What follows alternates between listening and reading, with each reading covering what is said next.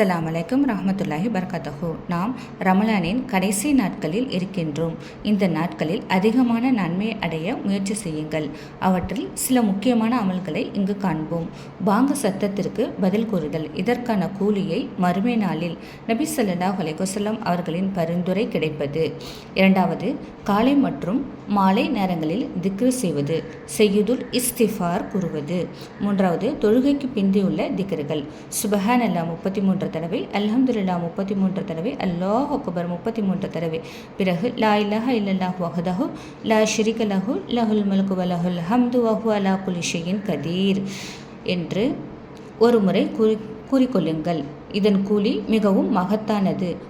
முந்தியவர்கள் நீங்கள் முந்துவீர்கள், உங்களுக்கு பின் வருபவர்கள் உங்களை அடைய முடியாது. லா இலாஹ இல்லல்லாஹு வஹ்தஹு என்று 100 முறை ஓதிக்கொள்ளுங்கள்.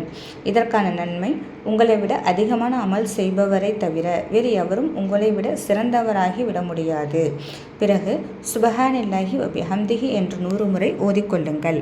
அதற்கு பிறகு இஸ்திஃபார், அஸ்தக்ஃபிருல்லாஹி வ அத்தூபு இலைஹ், நான் அல்லாஹ்விடம் மன்னிப்பு தேடி அவன் பக்கமே மீள்கிறேன் என்று 100 முறை ஓதிக்கொள்ளுங்கள். அதன் பிறகு சுன்னத்தான தொழுகைகள். இதற்கான நன்மை சொர்க்கத்தில் ஒரு மாளிகை கட்டப்படும். பிறகு குரான் ஓதுதல், தினமும் ஒரு ஜூஸ் அல்லது அதற்கு மேல் ஓதுவதல். குறிப்பாக குல் ஹுவல்லாஹு சூரத்துல் இக்லாஸ் அதிகமாக ஓதுங்கள். இது குரானில் 1/3 பகுதிக்கு சமமானது. தராவி தொழுகை. இதற்கான நன்மை இரவு முழுவதும் நின்று வணங்கிய நன்மை கிடைக்கும். பிறகு துஆக்கள் அங்கீகரிக்கப்படும் நேரங்கள்.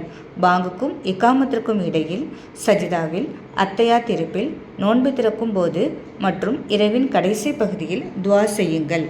இன்ஷா அல்லாஹ் இந்த ரமலானில் நன்மையை அதிகமாக அடைய முயற்சி செய்வோமாக. ஆமீன்.